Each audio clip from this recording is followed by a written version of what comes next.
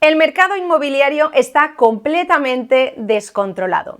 La demanda de vivienda está por las nubes, mientras que tenemos a la oferta que está por los suelos. La situación que estamos viviendo es tan alarmante que la vivienda es el segundo problema que más preocupa a los españoles, según datos del CIS. Por eso, hoy he querido entrevistar a María Matos.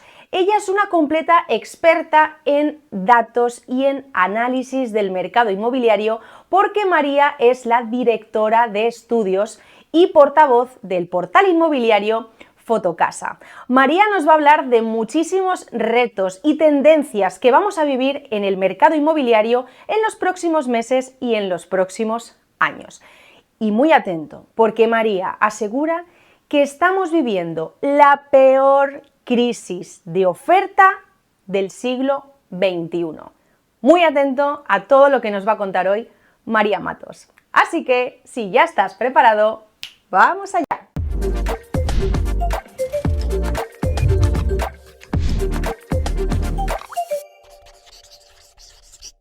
Antes de empezar con el contenido de hoy, me vas a permitir que haga esta pausa y es para invitarte a mi nuevo canal de Telegram de oportunidades de inversión inmobiliaria, donde vas a poder conseguir oportunidades de inversión súper rentables y muy interesantes para que empieces con la inversión inmobiliaria o para que continúes con tu estrategia de inversión. Vas a localizar oportunidades para alquiler tradicional, alquiler por habitaciones, para el modelo de alquiler con el que te sientas más cómodo y poder así decir adiós a largas horas de búsquedas de inmuebles, localizar nuevas zonas rentables. No te preocupes porque el Panda lo hace por ti.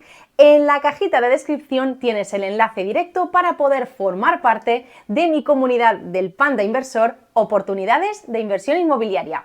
Te veo dentro. Ahora sí, vamos con el contenido. Bueno, María, muchísimas gracias por aceptar la invitación de querer pasar un ratito aquí con toda la comunidad del Panda Inversor. Así que bienvenida, muchas gracias. Muchas gracias, Bárbara. El placer es mío. Gracias por contar con Fotocasa y estoy muy contenta de poder por fin estar con todos vosotros. Fenomenal. Yo creo que va a ser una entrevista muy interesante, sobre todo porque muchas veces nos centramos pues, en a ver qué va a pasar, ¿no? En el día a día que vivimos con nuestros alquileres, nuestras viviendas, nuestras operaciones de compra-venta pero muchas veces hay que fijarse en los datos y vosotros, mejor que vosotros, ¿no? Que tenéis tantísimas operaciones a diario que pasan por vuestras manos, por delante de vuestros ojos, pues para conocer realmente cómo está el mercado, qué es lo que está pasando, qué es lo que va a pasar, ¿no? A ver lo que te mojas, María. Y bueno, pues ver realmente qué es lo que ocurre con esta alta demanda, con bueno, pues esta locura, ¿no? que estamos viviendo actualmente. Entonces, bueno, lo primero, María, ya te he presentado, tú eres directora de estudios y portavoz de Fotocasa, pero tú que estás ahí dentro, haznos un pequeño análisis o cómo está para ti, qué opinión tienes de cómo está el mercado actualmente, el mercado inmobiliario, a rasgos generales, ya sin centrarnos en compraventas o alquileres, sino cómo está, qué está pasando actualmente con el mercado inmobiliario en España. Pues yo diría que el mercado inmobiliario está demostrando una gran resiliencia frente a los últimos cambios sociales, económicos, legislativos, que suponen la mayor alteración del sector en la última década, ¿no? Tenemos que tener en cuenta cómo se ha restablecido el sector tras la pandemia, esa adaptación a la nueva política monetaria de ese brusquísimo cambio con la subida de los tipos de interés en la eurozona, esa entereza mostrada también frente a la entrada en vigor de la primera ley de vivienda o esa tentativa de la ley del suelo. Yo creo que al final estos tres pilares, el social, el económico, el legislativo, todos han tenido un impacto muy significativo en el mercado y yo creo que lo más destacable es esa capacidad de recuperación, ¿no?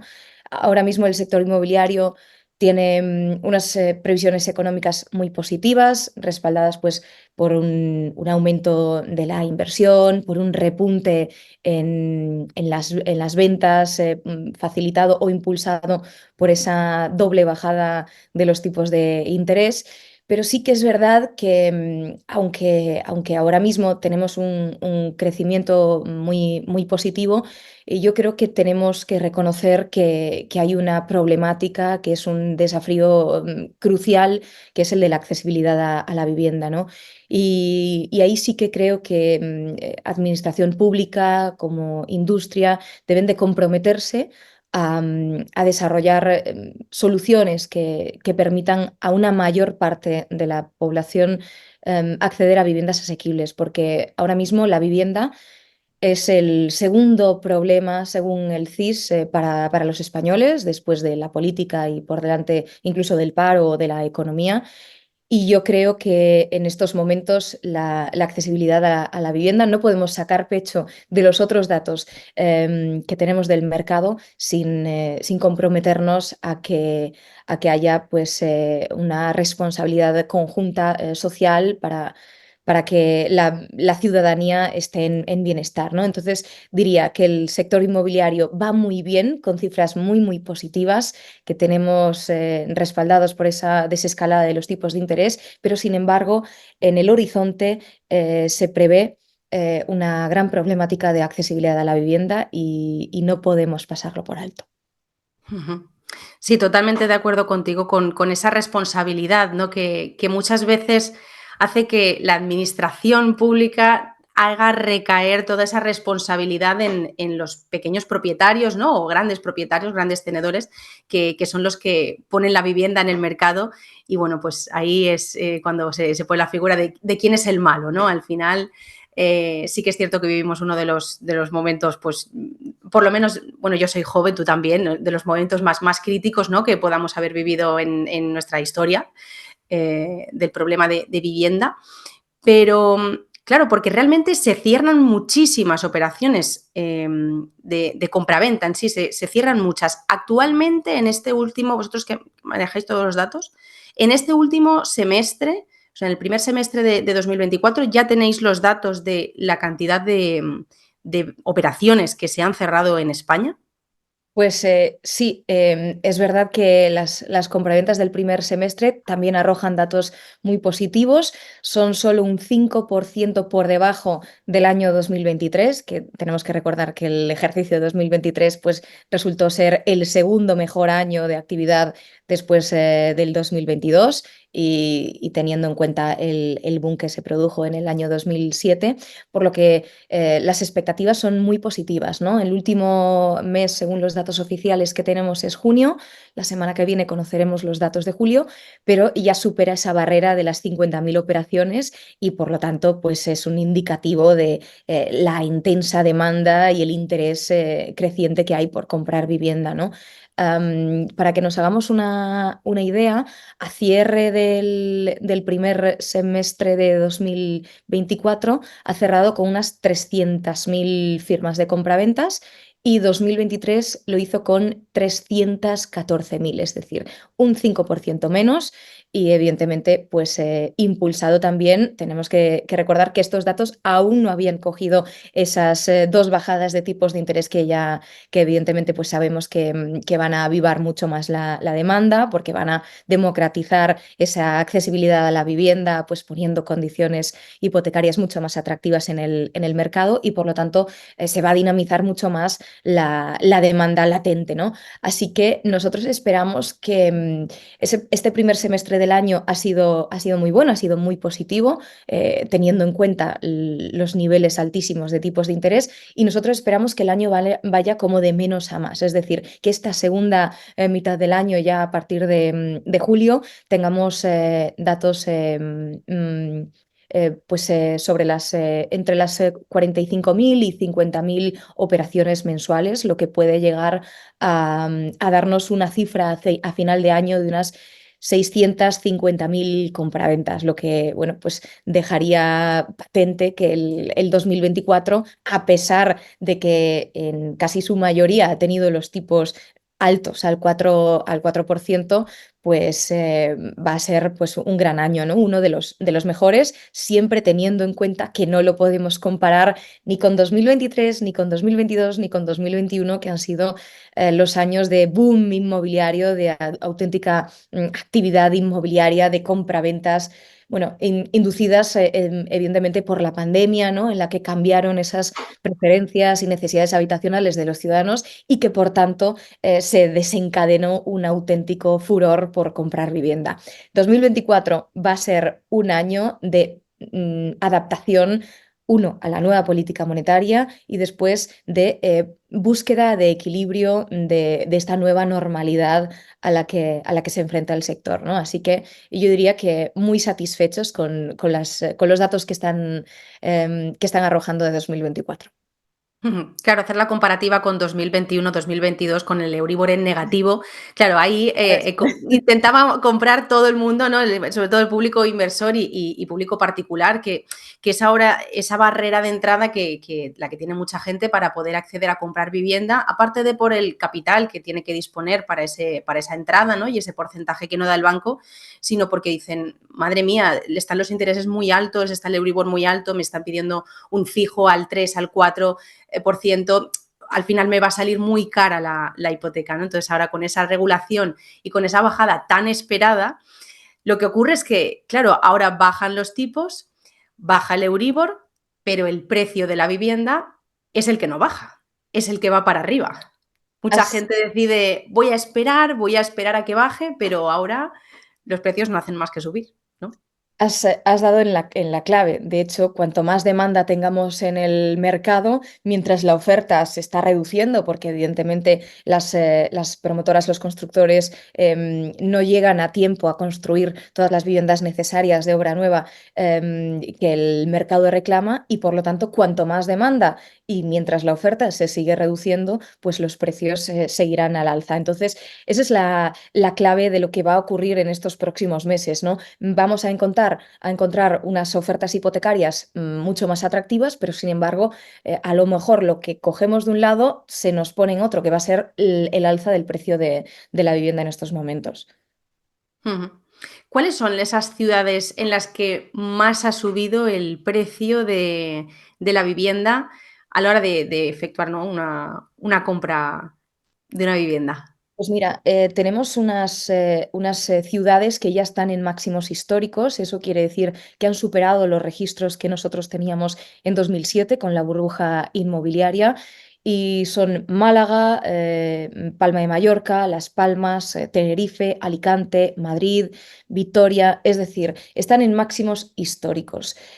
Sí que es cierto que no son la mayoría de las ciudades. A nivel nacional todavía estamos a un 22% de llegar a máximos, pero sí que es cierto que el precio de la vivienda está subiendo a un ritmo muy abultado, ¿no? De hecho, en los últimos 10 años se ha encarecido un 30% y ahora mismo estamos viendo pues las subidas más abultadas desde 2022, y precisamente ese efecto rebote de la subida de los tipos de interés está manteniendo pues también una demanda muy latente, que es lo que está haciendo que evidentemente haya un desequilibrio entre la intensa demanda, la limitada oferta y por lo tanto que los precios vayan al alza, ¿no? Entonces, yo creo que ahora los ciudadanos se van a encontrar o se van a enfrentar, además de una escasez de viviendas muy significativa,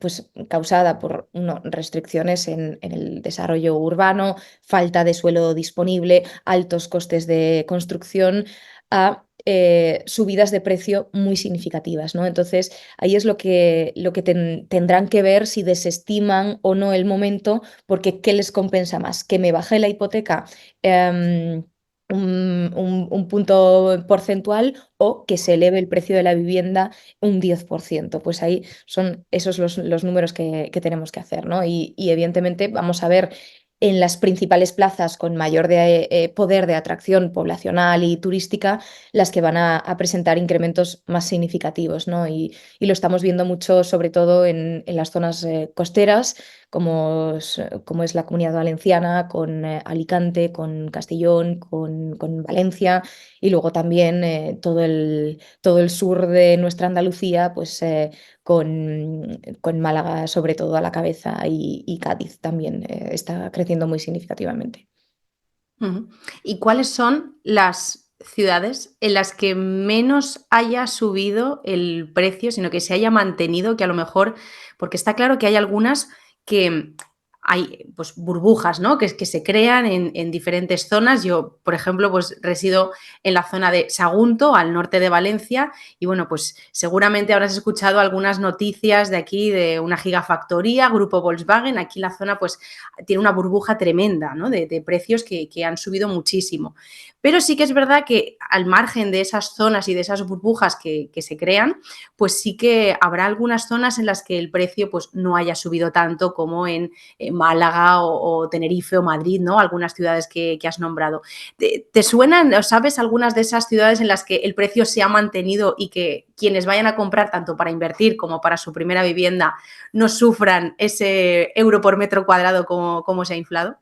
Pues mira, todas las capitales de provincia, sin excepción, en estos últimos datos que tenemos del mes de agosto, del mes cerrado, podemos decir que todas han presentado incrementos interanuales con respecto al año anterior. Pero sí que es verdad que hay algunas que han crecido muy, muy poquito y que lo han hecho muy poquito también a lo largo del tiempo en comparación con las demás, ¿no? Podríamos decir Ourense en Galicia, que ha crecido pues un 1%, también Logroño, Badajoz, es decir, han crecido pues en torno a un 2, un 1%, es decir, pues valores muy, muy, muy leves, ¿no? En Zamora también vemos incrementos muy bajitos, de en torno al 3%, en Palencia, en Segovia, es decir, son capitales que no tienen una presión de la demanda tan fuerte como podemos ver en otras zonas y que por lo tanto el desequilibrio existente no es tan abultado. Ujú. Interesante también para zonas en las que seguramente, pues bueno, también mucha gente quiere vivir pues siempre en ciudades más grandes o en los centros de las ciudades, aunque sean pues zonas más tensionadas, ¿no? Que los precios estén más elevados, pero bueno, pues siempre está bien buscar ese tipo de zonas, ¿no? En algunas noticias que vosotros emitís dentro de vuestro blog o bueno, pues estar al tanto también para poder ahorrarse un poquito para no estar comprando sobrepreciado, porque antes has dicho que estábamos en datos ya prácticamente rozando los datos de los precios de 2007, ¿no? ¿Esto es preocupante para ti? ¿Consideras que es preocupante para el mercado porque está demasiado sobrepreciado? ¿Qué opinión tienes sobre estar alcanzando ya límites de esos precios de la anterior crisis inmobiliaria? Bueno, esto es una problemática que evidentemente ya veíamos venir, ¿no? No es algo que nos hayamos levantado y que de repente pasa. No, no. Evidentemente en España tenemos, pues, para que nos hagamos una idea, 27 millones de viviendas y solo tenemos 350.000 viviendas públicas, ¿no? Lo que supone un 2,5% del parque de vivienda total y evidentemente es totalmente insuficiente, ¿no? Falta oferta pública y privada. Actualmente la creación de hogares es de en torno a unos 240.000 y tan solo se producen unas 100.000 viviendas. Así que evidentemente tenemos que preguntarnos qué es lo que ha pasado, ¿no? ¿Qué es lo que ha pasado? Bueno, pues que a partir del año 2013, más o menos, se han dejado de construir viviendas de protección oficial, viviendas protegidas. Para hacernos una idea, entre el 1999 y 2013 se habían construido 1,3 millones de viviendas de protección oficial, unas 60.000 al año, y ahora tan solo se construyen unas 9.000, es decir, son 7 veces menos que antes. Así que evidentemente estamos pagando ahora mismo las consecuencias de estos precios que estamos viendo cómo suben muy intensamente de que no hemos construido la vivienda que necesitábamos, ¿no? Y evidentemente ahora, pues como decía, no podemos llevarnos las manos a la cabeza porque no haya solución a corto plazo, ¿no? Que sería poner más vivienda en el mercado. Entonces, evidentemente, sí que es una preocupación que los precios estén subiendo. de esta manera tan abultada, sobre todo porque los índices de accesibilidad a la vivienda están bajo mínimos, ¿no? En las cotas más bajas que se recuerdan, y los esfuerzos salariales para tener que acceder a la vivienda también están en máximos. Por lo tanto, la situación es cada vez más preocupante, claro que sí. Ujú. Hablabas también de la obra nueva, que es también una problemática, ¿no? Asociado también a lo que estabas comentando, que cada vez hay más problemas, pero también problemas para liberalizar suelo, ¿no? Para poder seguir construyendo, y también con problemáticas y con muchas tardanzas, ¿no? Mucha demora por parte de las administraciones a la hora de, pues, conceder licencias, permisos, todo esto que va haciendo que se retrase todo mucho y que también afecte en gran medida al precio, ¿no? De ya lo que hay construido cada vez que vaya subiendo más. Exactamente, ¿no? La primera problemática que tenemos dentro de la construcción de nuevas viviendas es la falta de suelo disponible, ¿no? La segunda, la normativa, ¿no? Que es ese principal escollo para que las viviendas nuevas puedan salir al mercado. La normativa urbanística está muy anticuada. Luego tenemos una excesiva burocracia, una lentitud total en todos los trámites de actividad urbanística y de edificación. Hay también inseguridad jurídica en este mercado, falta voluntad política. Lo hemos visto que la ley de suelo parecía que iba a salir en septiembre y todavía no está aprobada. Luego también tenemos una casuística muy importante, y es que a partir de la pandemia se han incrementado los costes de construcción un 25%. Eso, por lo tanto, también repercute en el precio de las viviendas nuevas. Y luego diría también que tenemos mm, una grave problemática de falta de mano de obra, ¿no? El sector de la construcción sufre de un déficit de mano de obra de 40.000 trabajadores, y evidentemente es algo a lo que no podemos llegar, ¿no? Si no hay manos que construyan las viviendas, ¿cómo lo hacemos, ¿no? Entonces, pues la situación es bastante complicada, y por eso precisamente tenemos pues tanto déficit, y llevamos infraproduciendo vivienda unos 15 años. Y para que nos hagamos una idea, ni siquiera podemos llegar al ratio sano y sostenible, que serían construir 4 viviendas por cada 1.000 habitantes, ¿no? Que es algo que, por ejemplo, sí que se cumple en Europa, pero evidentemente, pues con todos los desarrollos urbanísticos que se han ralentizado y paralizado por esa judicialización del urbanismo, en la que se han declarado nulos muchos planes generales, etcétera, etcétera, pues tenemos pues una gran falta de vivienda de obra nueva, y no llegamos a construirlas, ¿no? Para que nos hagamos una idea, en el año 2007 se construían 600.000 viviendas al año, y ahora tan solo 100.000 el año en el que llegamos. Así que pues el problema está servido. Ujú. Esto también hace que cada vez se retrase mucho más o sea, que toda esta problemática sea un cuello de botella muy grande a la hora de comprar vivienda, ¿no? De poder tener acceso a esa vivienda, que cada vez menos jóvenes y ya en edad un poco más avanzada tengan hagan su primera compra de vivienda, ¿no? Que dentro de todos esos cientos de miles de operaciones que se realizan al cabo del año, ¿qué porcentaje de viviendas, de todas esas transacciones que se puedan realizar, o aproximadamente un porcentaje, están realizadas por jóvenes de menos de 30 años, ¿no? Para destinarlas a su primera vivienda? Bueno, pues la verdad que una cifra muy reducida, ¿no? Irrisoria. Solo un 30% en estos momentos de la vivienda que hay es de jóvenes. Es decir, los jóvenes con vivienda propia tan solo son un 30% del total. Ujú, Hace 10 años eran el 70%. En estos momentos nosotros sabemos que un 43% de los inquilinos se ve obligado a vivir de alquiler porque no puede comprar, ¿no? Y precisamente los jóvenes son el colectivo que más está sufriendo esta crisis de vivienda, ¿no?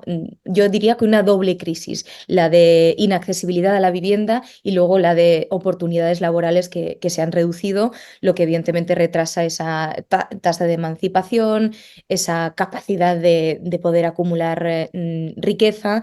De hecho, por primera vez en la historia, la media de edad de emancipación de nuestros jóvenes supera los 30 años y evidentemente yo creo que la accesibilidad a la vivienda de este colectivo es cada vez más complicada, ¿no?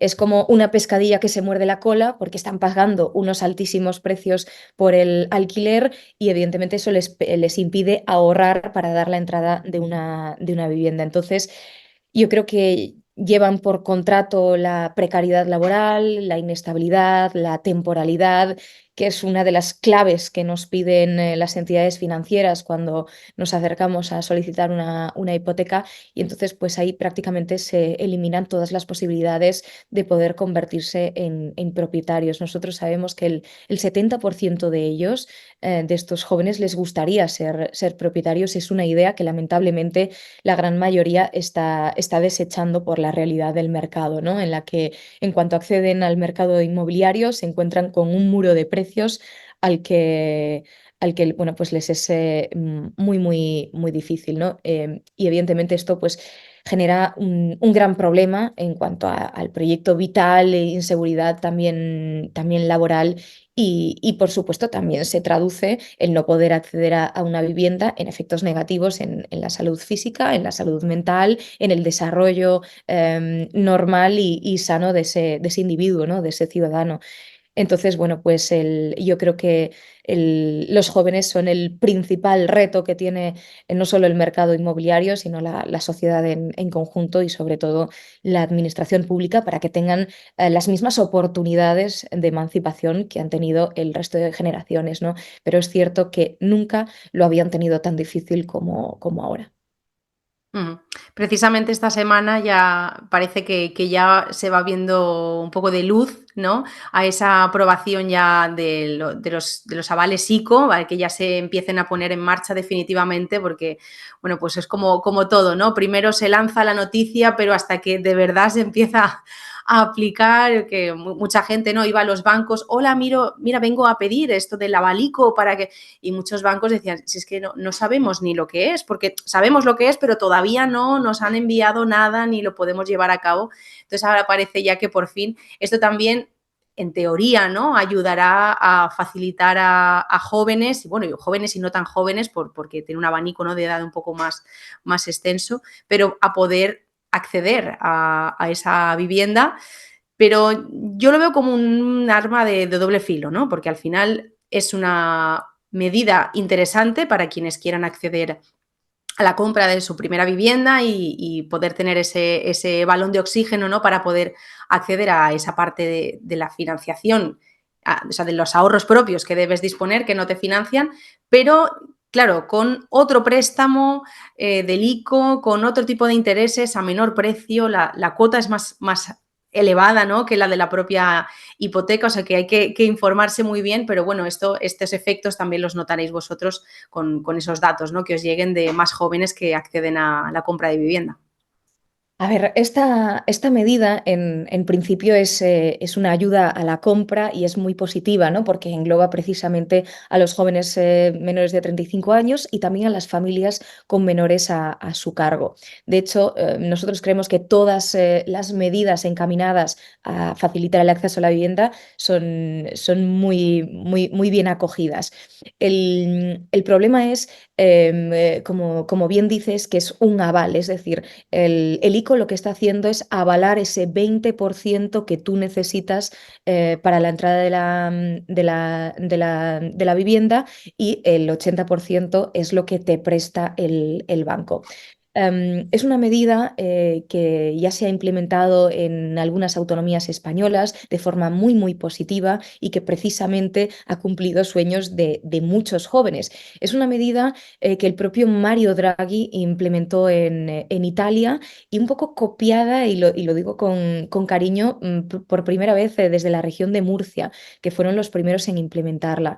Después ya vimos cómo la Comunidad de Madrid la trajo eficientemente a Madrid, y luego pues muchas otras comunidades se han sumado, y ahora es el gobierno el que ha valorado esta medida y también la ha lanzado. Evidentemente, nosotros creemos que el acceso a la vivienda en propiedad es algo muy positivo, ¿no? Hay una clara desigualdad entre quienes tienen una vivienda en propiedad y quienes viven de alquiler, ¿no? Los propietarios en España tienen un patrimonio que es 33 veces superior al del alquiler. De hecho, es que la propiedad ayuda a generar riqueza, ¿no? Porque se está creando patrimonio. Entonces, nosotros creemos que es una medida muy positiva, que da justo en la clave de esa falta de ahorro, porque muchas veces estos ciudadanos, estos jóvenes, están pagando un altísimo precio del alquiler, pero sin embargo no pueden afrontar...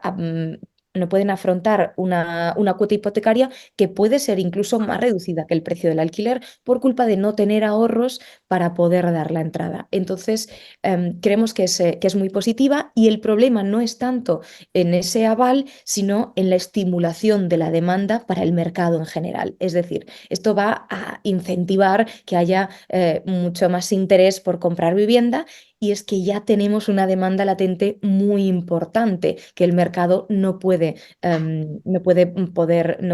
dar respuesta, ¿no? Entonces, nosotros creemos que es una medida muy positiva, pero sin embargo creemos que también se tiene que hacer hincapié, sobre todo, en incentivar la creación de más oferta de vivienda. Es decir, esto lo que hace es incentivar la demanda, y nosotros consideramos que la solución real estaría en incentivar la oferta. Ujú. Y ahí entra en juego, ahora que ya ha salido el tema de los alquileres, ¿no? Em, una forma de que se gane más oferta, que el mercado gane más oferta, es, antes lo has mencionado también muy bien, María, es la seguridad jurídica, ¿no? Que pueden tener los propietarios a la hora de alquilar sus viviendas, tanto a estos jóvenes que quieren ahorrar alquilando una vivienda, una habitación, para poder luego más adelante comprar su vivienda, pero el mercado de alquiler, o sea, si el mercado de compraventa está por las nubes, ¿no? En muchas zonas, y han subido muchísimo los precios, su hermano pequeño, el alquiler, pues no se queda nada atrás, ¿no? Vosotros, o sea, ¿qué duración media puede tener un anuncio que se publica a través de vuestra plataforma en Fotocasa? O sea, ¿qué volumen de mensajes, de llamadas puede recibir tanto una agencia inmobiliaria que lo promocione como un propio particular? ¿Y con qué velocidad sale? O sea, eso es impresionante, lo poco que Pues duran. sí, sí, es que el mercado del alquiler sí que es el mercado que más está sufriendo, que está pasando una etapa de transformación mucho más volátil y mucho más complicada, ¿no? Yo diría que en nuestro portal un anuncio en alquiler no dura más de 24 horas, y los contactos pueden llegar a más de 70 u 80, en el que el propio propietario o las agencias inmobiliarias ya tienen que retirar ese anuncio del portal y ponerse a hacer la valoración de ese casting entre los candidatos que ya tengan, ¿no? Está absolutamente masificado para la poquísima oferta que hay. Sí, de hecho veíamos, se han hecho virales, ¿no? Algunos contenidos en Instagram y demás, que ponían que había muchas agencias que incluso están llegando a cobrar la visita, ¿no? Se cobran 9,90 por la visita al inmueble, por el volumen bueno, pues de contactos que se reciben y demás. Prácticas, bueno, que yo no comparto, yo no lo haría, pero bueno, sí, por ese volumen tan elevado pues de mensajes, ¿no? Y de contactos que se reciben. Y antes hablábamos te mencionaba la inseguridad jurídica que tienen muchos propietarios, y eso también hace que, evidentemente, la oferta esté muy por debajo de los niveles a los que debería estar, porque tú bien sabrás que hay muchísimas, cientos de miles de viviendas cerradas, que los propietarios prefieren no ponerlas en alquiler para que no se la destrocen, para que no se le meta un inquilino y le deje de pagar, pero corriendo el riesgo también de que se la ocupen. Entonces, ¿qué le dirías a esos propietarios que con esa inseguridad jurídica, cómo se le podría animar, ¿no? Para que pusieran esa vivienda en el mercado y que dieran respuesta a esa elevada demanda que hay?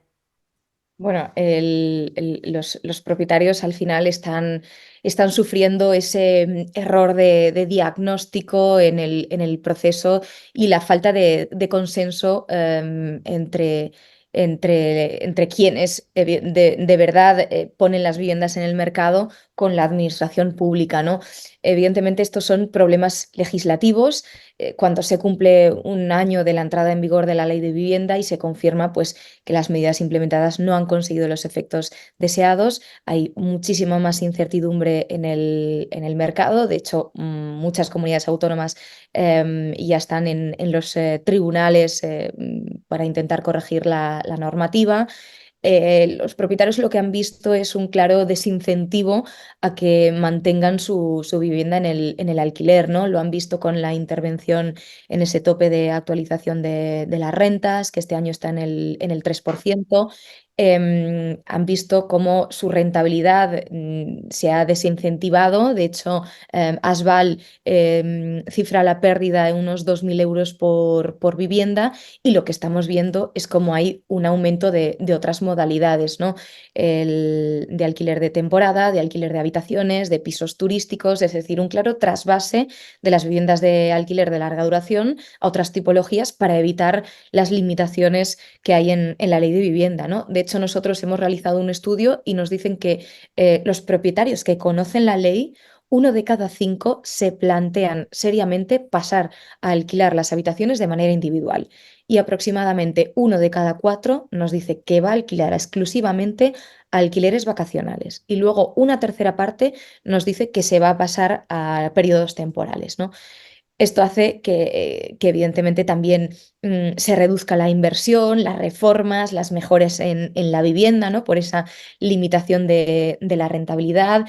Crea un mercado desigual, porque la ley de vivienda con la declaración de zonas tensionadas se aplica en unas comunidades y en otras no. Al final esto, evidentemente yo creo que a quien tenemos que dirigirnos es a quien tiene en sus manos el 90% del parque de alquiler, que son los propietarios particulares privados, y es a ellos a quien hay que dirigirse, pues motivándolos, incentivándolos con bonificaciones, con fiscalidades atractivas para que tengan bueno, pues, incentivos y que pongan esa vivienda en alquiler, ¿no? Y la gran queja de estos propietarios es la falta de inseguridad jurídica, la falta de garantías a las que se ven obligados a tener que suplir con unas condiciones de acceso casi imposibles de cumplir por los inquilinos, ¿no? Por miedo a impagos, por miedo a ocupaciones, etcétera, etcétera, ¿no? Entonces, al final, los propietarios están sufriendo, y quien más está sufriendo además son los inquilinos, que esos son los colectivos más vulnerables, que están siendo, pues, prácticamente las rentas bajas rechazados de todos los castings, ¿no? Sí, una legislación que intentaba mirar por los intereses y por proteger a este tipo de colectivos más vulnerables, pero que, como tú bien dices, directamente, automáticamente son perfiles rechazados, porque si en apenas unas horas se reciben 50, 60 contactos, siempre propietario, tanto si es una persona, si es un inversor que se dedica profesionalmente y especialmente a la inversión inmobiliaria, o tanto si es un particular que tiene un piso que ha heredado de sus padres o que con el esfuerzo y el sudor de su frente ha podido comprar una vivienda y la pone en alquiler, va a querer tener asegurado, ¿no?, al máximo posible esa renta, esa vivienda, que se la cuiden, que no quiere decir que se la vaya a cuidar más o menos una persona con más o menos recursos, sino que le va a garantizar el pago, ¿no?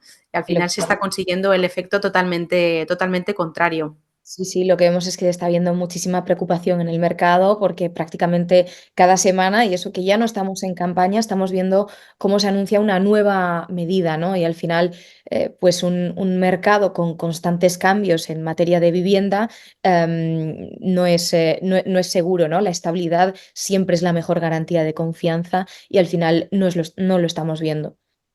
Ujú.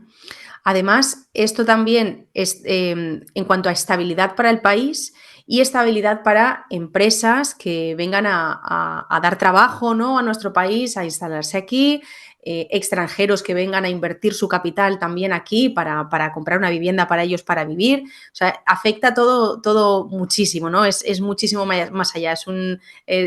Ya no es de la microeconomía, sino ya prácticamente es, en factores macro. Bueno, es que precisamente por esa incertidumbre legislativa y ese descontento en el sector por esta falta de seguridad jurídica, estamos viendo una reducción o una suspensión de promociones que se iniciaron a lo mejor bajo la modalidad del Build to Rent, ¿no? En Cataluña, donde se aplica en muchos promotores y constructores han parado su inversión y luego eso es más de la mitad han paralizado esta promoción de Build to Rent y luego un 10% han trasladado su actividad inmobiliaria a otras zonas donde no se apliquen, por ejemplo, normativas que obliguen a guardar un porcentaje social dentro de esas promociones, ¿no? Nosotros creemos que las medidas con carácter de obligatoriedad nunca tienen los efectos deseados, sino al contrario. Sí, intervenir el mercado es el riesgo que tiene, ¿no? Parece mentira que no lo sepan, ¿no? Al aplicar estas medidas que luego, luego se sorprenden. En fin, hablando de los alquileres, hemos tocado algo del alquiler por habitaciones, que es, como tú bien decías, pues una parte, ¿no? De esos propietarios que disponen su vivienda en alquiler tradicional, con este tipo de medidas, bueno, pues se plantean pasar al alquiler por habitaciones. Pero yo me he encontrado, y tú te has encontrado también seguro, que lo que parece ser lo que era, ¿no? El alquiler por habitaciones para estudiantes, ¿no? Para un público muy reducido, que alquilaba una habitación porque iba a estudiar a un sitio o porque iba a trabajar. Eso ha dado un vuelco, un giro de 360 grados prácticamente, y ya hay gente, hay personas que alquilan una habitación para destinarla a su vivienda habitual, que no disponen de ninguna otra vivienda en propiedad, sino que es su forma de vivir. Esto está en auge, ¿no? Y vosotros también con los datos que recogéis lo habréis comprobado. Bueno, totalmente, es que tal y como están los precios del alquiler, en los que bueno, se han encarecido un 50% en la última década y al año están subiendo un 10%, ya tenemos un precio medio del alquiler en España que ronda los 1.000 euros, ¿no? Con incrementos muy significativos, con una constante aceleración durante 2 años, el precio del alquiler está a su punto más alto y eso hace que al final el ciudadano no pueda pagarse una vivienda entera, ¿no? Entonces, hemos visto cómo la demanda de habitaciones en pisos compartidos se ha incrementado en 14 puntos desde el año anterior y al final el perfil de quien está alquilando esa habitación en un piso compartido es una persona que tiene 33 años, ¿no? Un 65% son jóvenes y 33 años es casi ya dejando de ser joven, ¿no? Porque hay dos franjas de edad, la que va desde los 18 a los 25 años, que ellos sí que nos cuentan que alquilan un poco por sociabilizar, porque se mudan a una nueva ciudad, que están en etapa estudiantil, etcétera, etcétera. Pero luego ya a partir de los 25 años, el tener que verse obligado a compartir una vivienda impacta totalmente en el desarrollo vital de ese ciudadano, impacta en los índices de baja natalidad, afecta, por supuesto, a la salud mental y física de ese individuo y lo que sabemos es que es la única opción que tienen estos inquilinos para poder acceder a la vivienda al repartir gastos y que le baje el esfuerzo salarial, ¿no? Em, Sabemos que el esfuerzo salarial de vivir en alquiler en estos momentos está en el 43% a nivel nacional, sube hasta el 60% en las principales capitales españolas, como son Madrid, Barcelona, Palma de Mallorca, Málaga, Valencia, Vitoria, San Sebastián, etcétera, etcétera. Y la única forma de que tienen de rebajarlo hasta el 30%, que es lo que recomiendan los organismos de control oficiales, es teniendo que compartir una vivienda, ¿no? Que baja el precio a prácticamente los 500 euros, ¿no? Nosotros hemos realizado un estudio, en los 488 euros ahora mismo está una habitación de alquiler.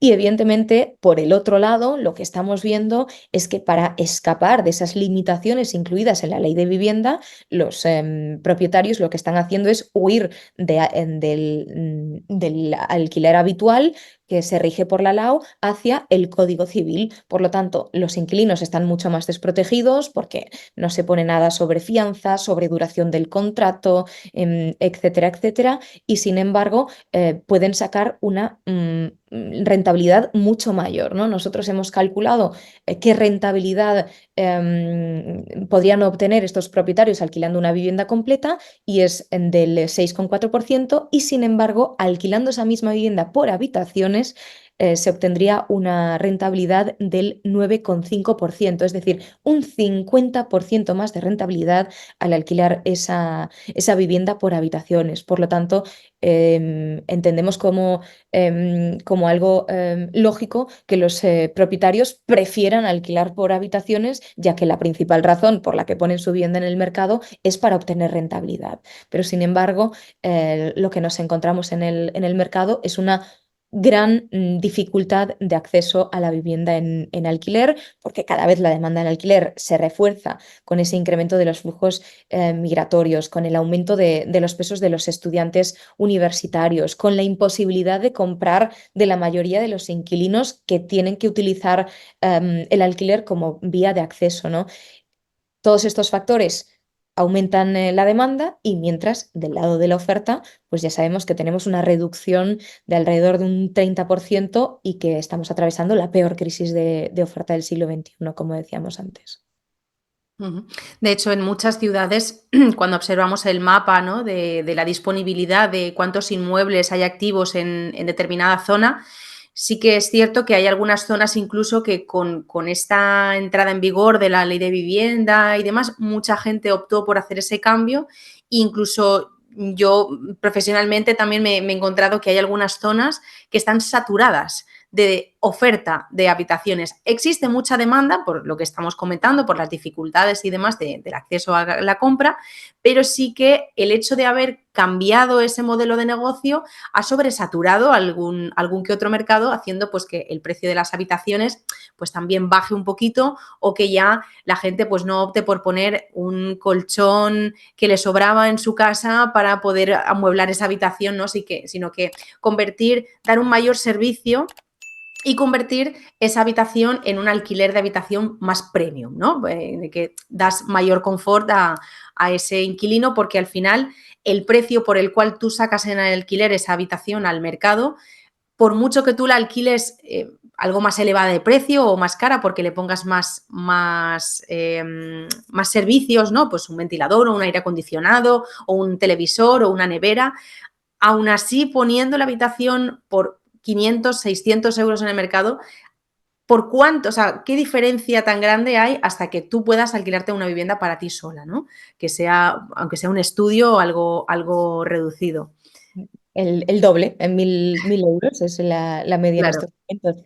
Es que, evidentemente, hemos tenido pues, con las regulaciones legislativas un claro trasvase a todas estas modalidades, ¿no? Nosotros detectamos que el alquiler de temporada se ha incrementado un 55% en el último año y que ahora la oferta de alquiler de temporada ya supone el 10% de la oferta total, ¿no? Es una auténtica locura cómo se está transformando el mercado huyendo de estas nuevas legislaciones como son el tope de actualización de los alquileres, incluido en la ley de vivienda, etcétera, etcétera, ¿no? Al final el mercado es muy volátil y cuando se regula sin consenso, pues vemos como al final se desestructura todo el mercado y por eso estamos viendo pues todas estas subidas de precio, ¿no?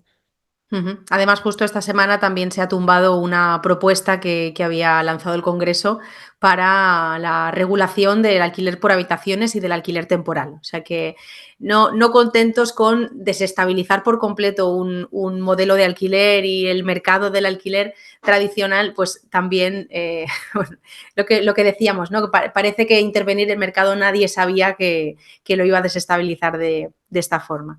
Y es que además hablábamos de los perfiles más jóvenes que alquilan habitaciones, pero luego existe un perfil también de gente más mayor o de avanzada edad que optan por un modelo de co-living, ¿no? En el que, bueno, pues entre varias personas mayores que reciben pues unos ingresos más bajitos, ¿no? Con unas pensiones pues más ajustadas y demás, también se han visto en esa situación de decir, no puedo hacer frente al pago del alquiler de mi vivienda, me sobra casa, en muchos casos, ¿no? Y porque estoy yo solo o estoy yo sola y bueno, pues me sobra.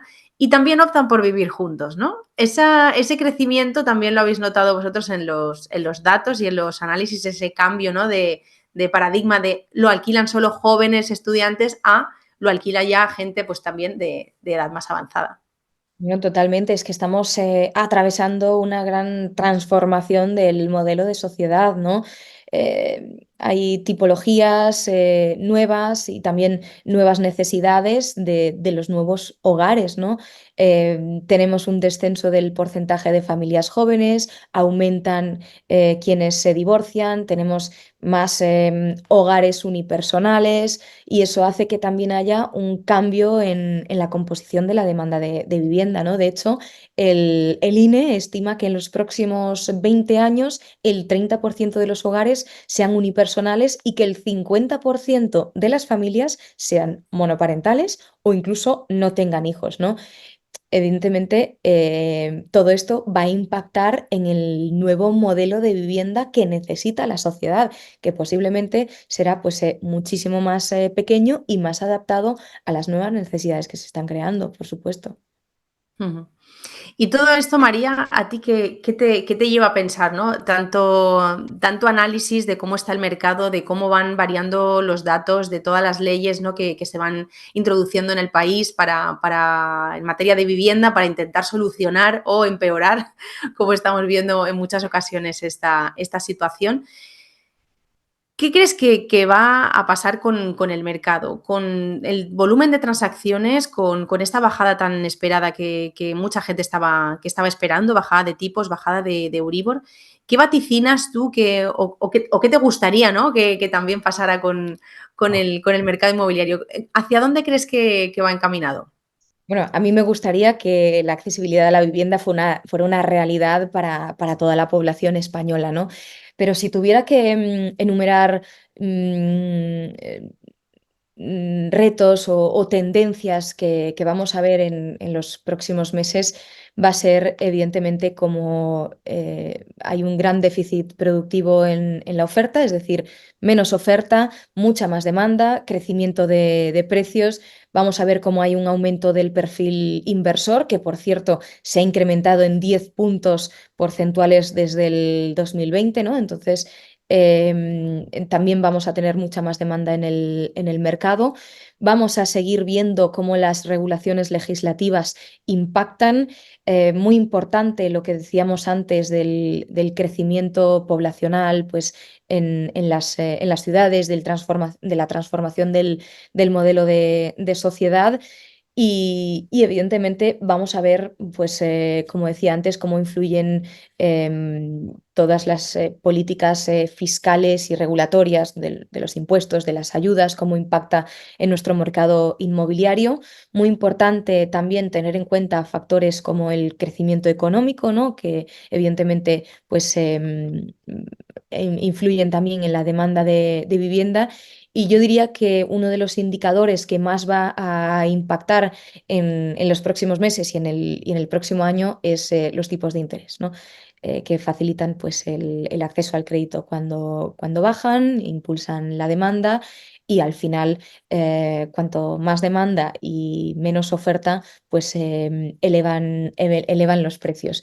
Pero bueno, si me preguntas qué es lo que me gustaría ver, yo creo que una gran creación de vivienda social para que podamos alcanzar ese objetivo que se puso el gobierno de un 20% del parque público de vivienda, aunque para eso tendríamos que construir unas 300.000 viviendas prácticamente durante los próximos 20 años. Pero eso es lo que me gustaría, que de verdad hubiese consenso entre la administración pública y y entre el sector, que haya una colaboración público-privada que pueda impulsar la creación de oferta de vivienda para que los precios puedan llegar a estabilizarse. Con esa falta de mano de obra tan grande, yo ahí veo lagunas.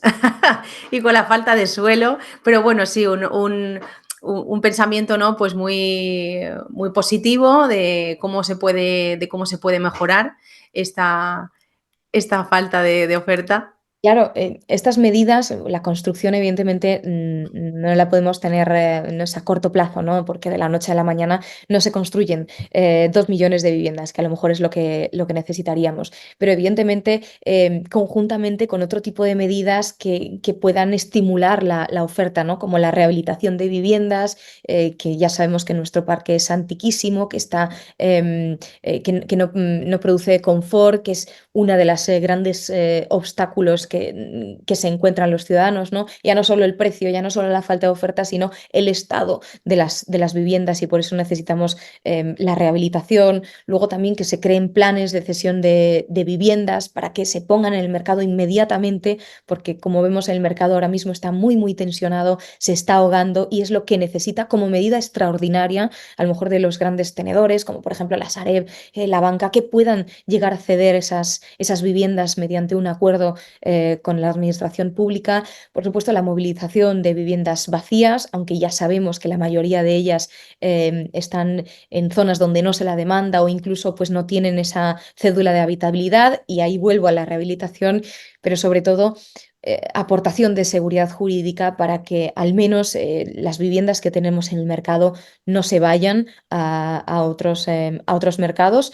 Y luego también muy importante la creación de una política de descentralización de oportunidades, ¿no? Donde está el empleo, está la demanda. Y por ello hay que mejorar pues, el transporte público para que no toda la demanda de vivienda se aglutine en el centro de las grandes urbes, sino que también toda la zona de la periferia, las zonas rurales, puedan ser una opción ya no solo para jóvenes, sino para toda la población en la que pueda quitar presión, sobre todo a las grandes capitales, ¿no? Ujú. Muy bien. Pues María, yo para ir terminando me gustaría hacerte una pregunta ya más a título particular, ya no como directora, ¿no? de estudios y portavoz de Fotocasa, sino que es que ¿cómo te pilló a ti la anterior crisis inmobiliaria, ese 2007-2008? ¿Qué recuerdas tú de entonces, ¿no? Pues que te pasara a ti directamente o alguien de tu círculo o que vivieras? Y si ves algún paralelismo con algunos indicadores que se estén viendo ahora o de lo que se presupone, ¿no? Que va a seguir subiendo el precio de la vivienda. ¿Cómo lo viviste entonces y si ves alguna relación con lo que está pasando ahora? Bueno, vivimos una auténtica burbuja inmobiliaria en la que el crédito de las entidades financieras se daba sin ningún tipo de criterio y lo que vimos fue un gran shock del mercado. Sin embargo, no estamos en esa misma situación, ¿no? Para que se produzca una burbuja inmobiliaria se tiene que producir cuatro condiciones. Lo primero, que haya una sobrevaloración del precio, que es verdad que el coste de la vivienda está aumentando de forma muy significativa, pero aún no estamos en los niveles de burbuja de 2007, excepto las ciudades que habíamos dicho antes, ¿no? Madrid, Málaga, Palma de Mallorca, en Las Palmas, Tenerife, San Sebastián, Alicante, Vitoria. Sin embargo, aún estamos un 22% a nivel nacional de alcanzar ese precio. Luego tendría que que darse también un factor que es que los hogares tuviesen un alto ratio de endeudamiento y en estos momentos no se cumple. La tasa de las familias se encuentra en niveles muy positivos, muy estables. El aumento del crédito, ¿no? En estos momentos no se da una acumulación de créditos, los bancos están cumpliendo con todos los criterios de concesión de hipotecas, no existe una relajación de las condiciones. Evidentemente, con las dificultades que se vivió cuando el Euribor subió por ese aumento de los tipos de interés, no estamos en esa misma situación y ahora sabemos que las entidades financieras se encuentran pues, en una situación muy saneada, con unos cimientos sólidos, han aprendido de los errores del año 2008 y yo creo que hoy el sector destaca pues por un menor endeudamiento de los agentes del mercado, por una menor tasa de morosidad, por un nivel de especulación mucho menor sobre la vivienda. Es verdad que el mercado se está calentando, que la actividad inmobiliaria está siendo frenética, que venimos de haber batido récord de compraventas de los últimos 15 años, de alcanzar el segundo mejor año hipotecario de la década, pero las cifras están muy, muy alejadas de esos excesos que teníamos en el 2007, ¿no? Atrás quedan los 600.000 visados de la época del boom, ahora tan solo estamos en los 1.000 y bueno, yo creo que son cifras pues muy sosegadas para lo que es España, ¿no? Que es el país del ladrillo. De hecho, ahora no hay una sobreconstrucción como había antes, sino la situación totalmente contraria, ¿no? Una auténtica escasez de stock, que es lo que está empujando los precios al alza y es lo que va a marcar los próximos años, lamentablemente. Ujú. Bueno, muy buen resumen y análisis de lo que pasó, ¿no? Y con la comparativa, para que nadie se asuste, ¿no? De momento no. Parece que no vamos abocados a una nueva crisis, pero bueno, sin perder de vista todo lo que pasó, ¿no? Para poder aprender de muchos errores y de no perderlo totalmente de vista, sino tenerlo presente para que no nos vuelva a ocurrir, ¿no? Bueno, María, pues ha sido un placer poder compartir con toda la comunidad del Panda Inversor todos los datos, ¿no? que nos has dado, datos reales, ya no es hablar por hablar, sino yo creo, a mí me ha pasado, sino con datos, con porcentajes, con capitales que más han subido y bueno, pues con todo ese análisis que desde Fotocasa ofrecéis a diario, semanalmente, mensualmente, para poder estar muy atentos de cómo está el mercado y bueno, pues si quieres aportar, si hay algo más que quieras añadir, será un placer. Pues nada, simplemente dar las gracias a ti, Bárbara, por supuesto, por la invitación, a toda la comunidad de Panda Inversor, que me he sentido como en casa. Y nada, por nuestra parte, lo que necesitéis, yo recomendaría a todos esos inversores que se informen muy bien sobre la situación del mercado, sobre los precios, sobre cómo está la demanda, cómo está la oferta, para tomar pues, las decisiones más informadas posibles. Y lo que tienen que hacer es seguir acudiendo a estas citas de Panda Inversor para no cometer ningún error. Así que nada, pues os deseo muchísimos éxitos y estamos en contacto. Muchísimas gracias, María. Un placer. Nos vemos pronto. Hasta luego. Chao.